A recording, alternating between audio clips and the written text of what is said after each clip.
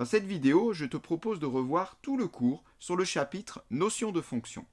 Alors ceci ne suffira pas bien évidemment pour préparer un contrôle ou même un examen, mais l'objet de cette séquence est de te rappeler et de t'expliquer les éléments les plus importants de ce chapitre. Pour t'entraîner, je te conseille de cliquer sur le lien en haut à droite, tu tomberas sur une playlist qui contient plein d'exercices. Alors dans cette séquence, on verra bien sûr ce que c'est qu'une fonction, plus précisément la notion d'image et d'antécédent, puis on verra comment représenter graphiquement une fonction et à partir de là, lire l'image ou un antécédent par cette fonction. C'est parti, on peut commencer. On va commencer par attaquer tout ce qui est notation et vocabulaire, parce que c'est vrai que pour les fonctions, c'est pas évident. Il y a des notations qui sont quand même très spécifiques, très abstraites et qu'il faut bien comprendre, c'est très important. Alors, pour bien les comprendre, on va partir d'une situation concrète. On te dit que le prix d'entrée à un spectacle est de 20 € par personne. À partir de là, on a construit un petit tableau qui va nous permettre de calculer, dans différentes situations, le prix à payer. On va donc mettre sur la première ligne le nombre de personnes qui vont au spectacle et en dessous le prix à payer. Alors évidemment, dans le cas où on n'est qu'une personne, vu que le prix par personne c'est 20 €, on va payer 20 €. Si on est deux personnes, dans ce cas-là, on va payer 2 fois 20, c'est-à-dire 40 €. 3 personnes, donc 3 fois 20, 60. 5 personnes, 5 fois 20, 100. Et 10 personnes, si on est un groupe, dans ce cas-là, c'est 10 fois 20, 200. On est bien d'accord qu'à chaque fois, on a le nombre de personnes et on obtient, en sortie, le prix à payer. Alors, ce qu'on va faire, c'est qu'on va tout doucement aller vers l'abstraction. On va dire que le nombre de personnes, on l'appelle x. Donc, tous les nombres qui sont sur la première ligne de mon tableau, je vais les appeler les valeurs de x. Et en deuxième ligne, donc le prix à payer, on va choisir là aussi une lettre. Et on va choisir la lettre P, P comme prix à payer. Donc, sur la deuxième ligne, j'ai à chaque fois le prix correspondant à payer. J'ai donc bien une correspondance entre la première ligne, le nombre de personnes, et la deuxième ligne, le prix à payer. Alors, par exemple, pour une personne, je mets donc le nombre 1. Quel est le prix à payer dans ce cas-là ? On le voit dans le tableau, c'est 20. Dans le cas où j'ai deux personnes, quel est le prix à payer ? C'est 40. On le voit aussi dans le tableau. Donc finalement, au nombre 1, je fais correspondre 20. Au nombre 2, je fais correspondre 40. On est tout doucement là en train de fabriquer notre fonction. Alors, de façon générale, le prix à payer, que je vais noter P, c'est bien comme ça qu'on l'a noté tout à l'heure. Si j'ai, de façon générale, X personnes, quel serait le prix à payer ? A. Regardons de nouveau dans notre tableau. Dans le cas de deux personnes, qu'est-ce que j'ai fait ? J'ai fait le prix d'une personne, 20, fois 2 personnes, c'est-à-dire j'ai trouvé 40. J'ai donc fait 20 fois 2. Pour 3 personnes, qu'est-ce que j'ai fait ? J'ai de nouveau pris le prix pour une, 20, que j'ai multiplié par 3, 20 fois 3. Puis pour 5 personnes, j'ai fait 20 fois 5. Pour 10 personnes, 20 fois 10. Pour x personnes, 20 fois x. Le prix à payer pour x personnes, il est de 20 fois x que je peux écrire 20x. Voilà, j'ai là ici fait correspondre à x le nombre 20x, comme j'ai fait correspondre à 2 le nombre 40, etc. C'est-à-dire que on a ici exprimé le prix à payer en fonction du nombre de personnes, en fonction de x.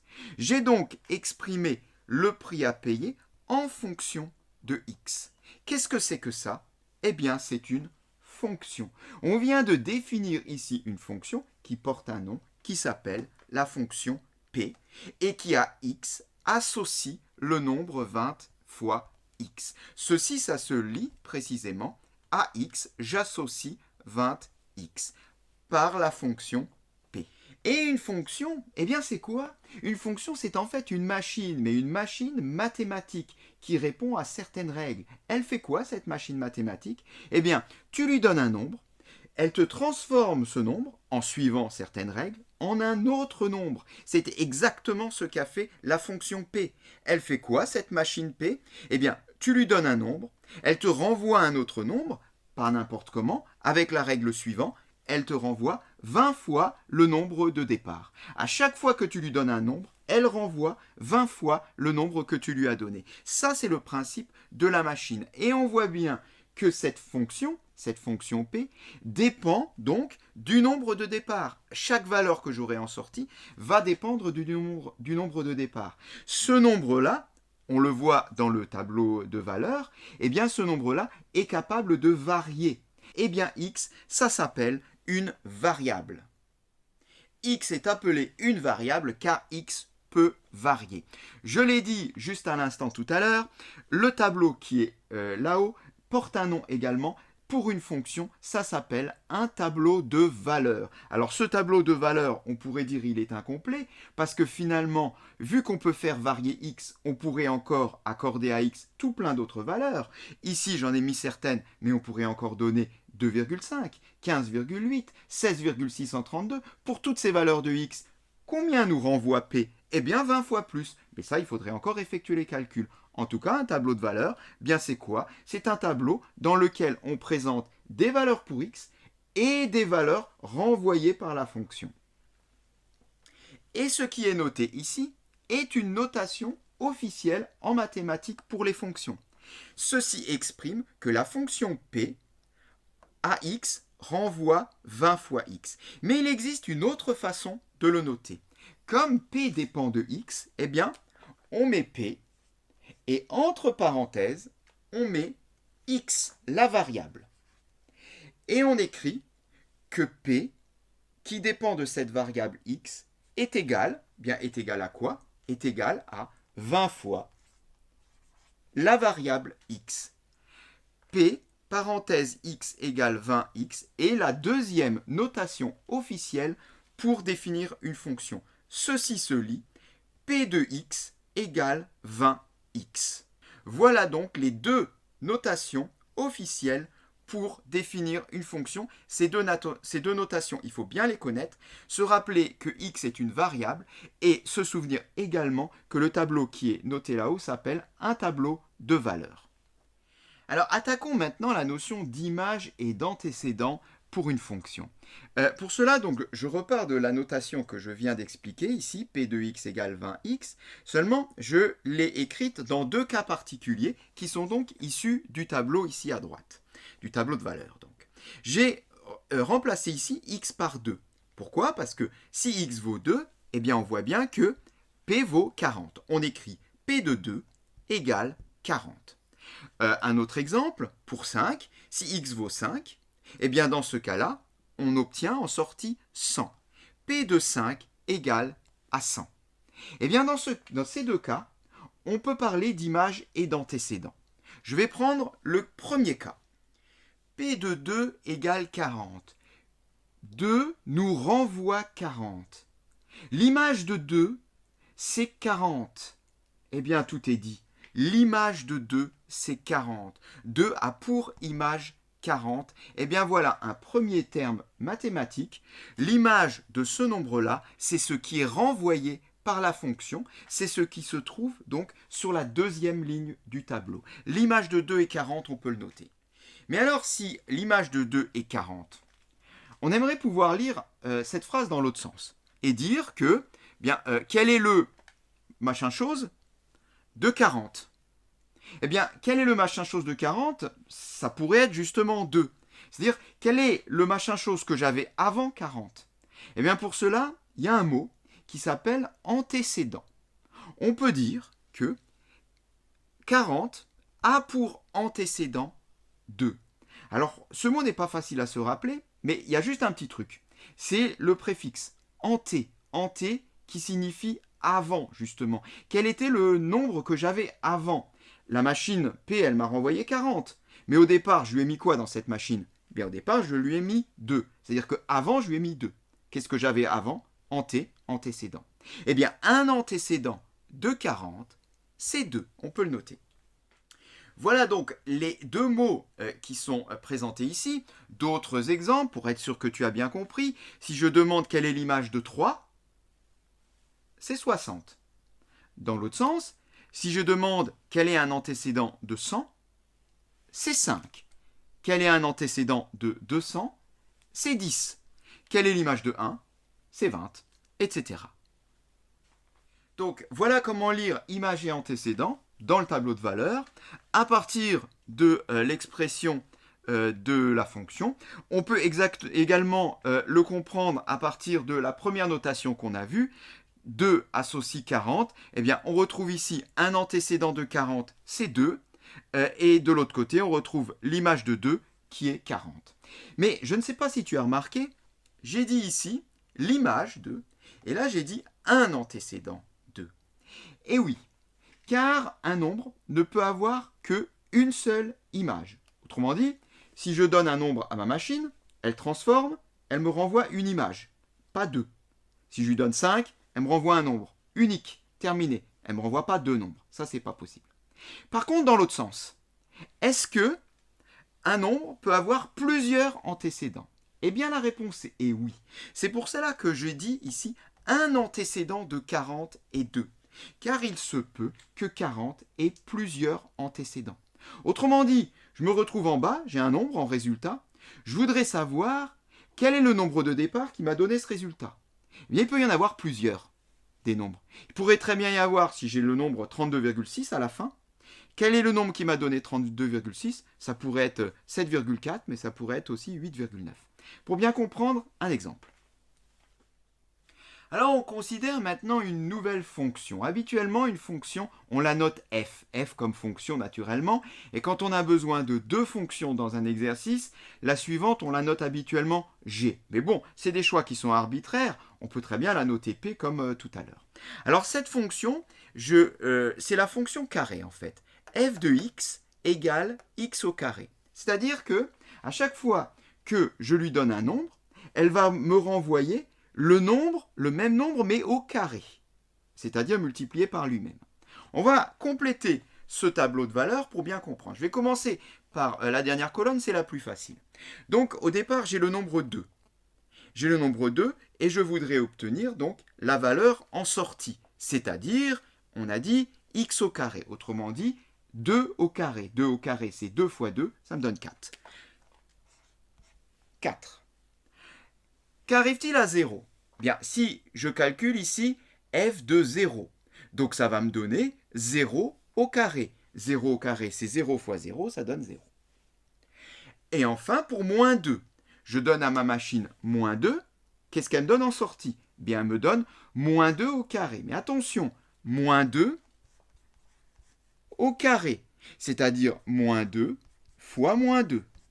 Moins 2 fois moins 2, ça me donne moins par moins, plus 4, c'est-à-dire 4. Donc, moins 2 au carré est égal à 4. Si je lui donne moins 2, elle me donne 4. À partir de là, bien, on pourrait noter sous cette forme certains résultats du tableau. Je vais en noter deux, celui de la première et de la dernière colonne. F de moins 2 est égal à 4. F de 2 est égal à 4. Alors, revenons à notre notion d'image et d'antécédent. Ceci, ça veut dire quoi? Bien, ça veut dire que l'image de moins 2, c'est 4. On peut l'écrire à côté.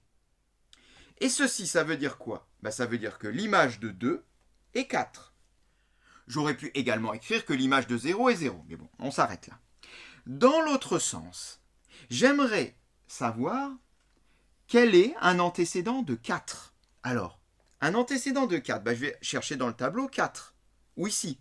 Et je vois que j'ai deux possibilités. Finalement, je pourrais dire qu'un antécédent de 4, c'est 2, mais je pourrais également dire qu'un antécédent de 4, c'est moins 2. On le voit également ici.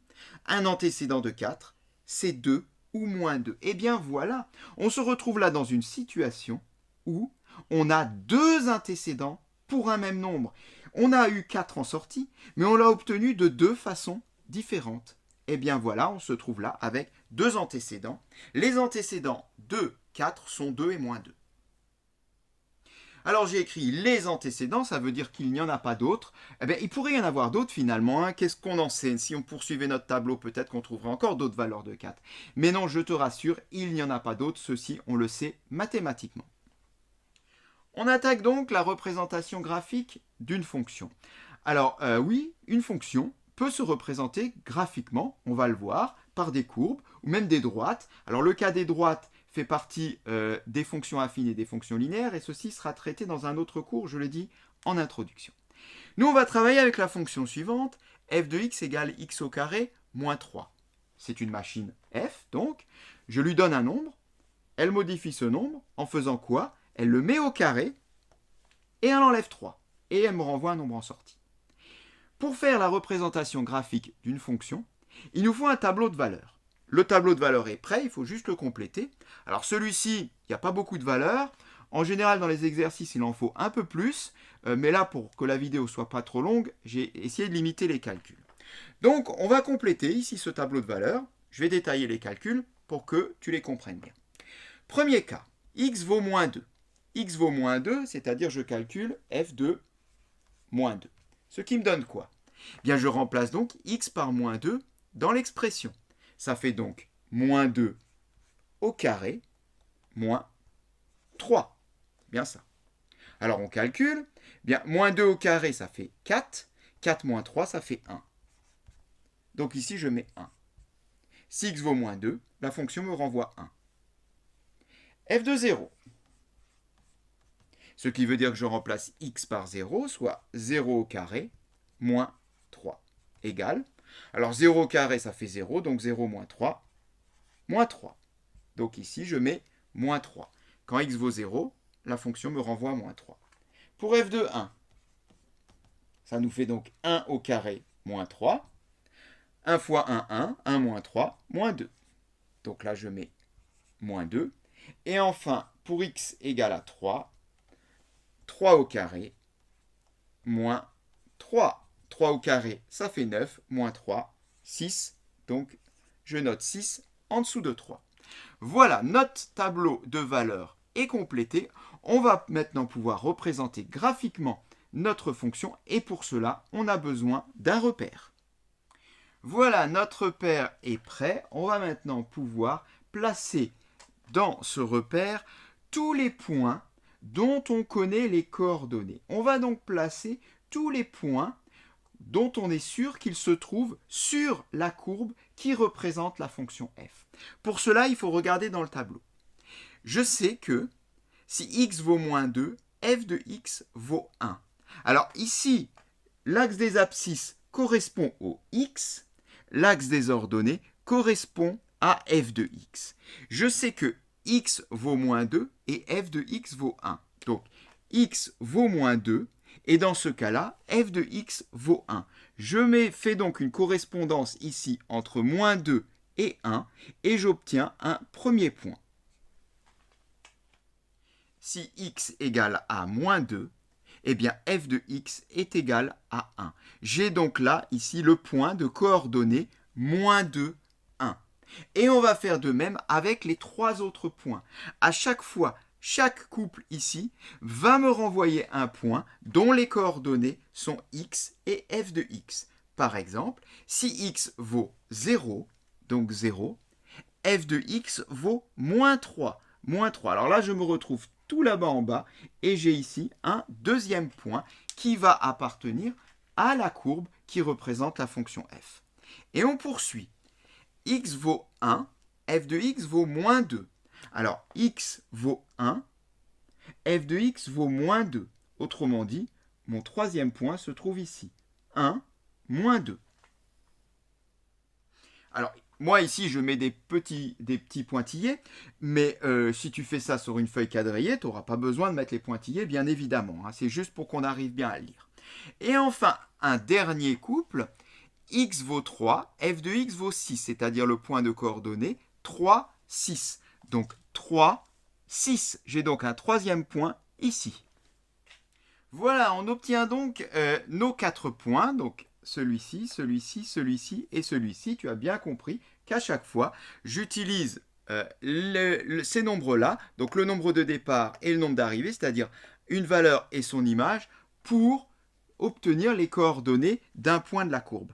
Alors, je le répète encore, normalement, on a beaucoup plus de points, ce qui fait que l'allure de la courbe est beaucoup plus lisible. En fait, la courbe, si on avait d'autres points, on en verrait encore un là, etc. Et la courbe, elle a cette allure-là. Tu apprendras plus tard que cette courbe porte un nom et qu'elle s'appelle une parabole. C'est étudié au lycée. Donc, le truc suivant à faire, eh bien, c'est de relier tous ces points. Alors, ici, il ne s'agit pas de les relier à la règle, il faut les relier à main levée et essayer de faire la courbe la plus jolie, la plus lisse, qui passe par tous les points qu'on a représentés. On va le faire. Voilà, on a représenté la courbe de la fonction f. On voit bien qu'elle passe par les 4 points qu'on a considérés dans notre tableau de valeurs. Mais ce qu'il faut savoir, c'est qu'en réalité, cette courbe, elle ne s'arrête pas aux limites qu'on a données dans le tableau de valeurs. En réalité, notre courbe, elle continue bien au-delà, mais là encore, ça fait partie d'un autre cours. Alors, à partir de là, il est possible de lire sur le graphique d'autres valeurs qui ne sont pas données dans le tableau de valeurs. Par exemple, je voudrais connaître l'image de 2. Alors, on a l'image de 0, de 1, de 3, mais on n'a pas l'image de 2. Eh bien, c'est le graphique qui va nous donner l'image de 2. Pour cela, ce qu'on va faire, c'est qu'on va déjà chercher 2 sur l'axe des abscisses. Si je cherche l'image de 2, cela veut dire que je cherche ce que me renvoie la fonction f lorsque je lui donne 2. Ce que je lui donne, c'est x. Donc, ça veut dire qu'au départ, ici, je donne 2. Et je voudrais savoir, dans ce cas, qu'est-ce que me renvoie la fonction f? Bien, pour le voir, il suffit de rejoindre ici la courbe et de regarder dans ce cas-là ce qu'elle nous renvoie. Traçons-le. Eh bien, on le voit. Si je donne 2 à x, eh bien, j'obtiens pour f de x 1. Ce qui veut dire que l'image de 2, eh bien, c'est 1. On peut le noter ici. Chemin inverse. Je voudrais trouver des antécédents de moins 2. J'ai mis un S à antécédent car on va en trouver plusieurs. Des antécédents de moins 2. Alors, ce qui veut dire que j'ai obtenu moins 2 en sortie.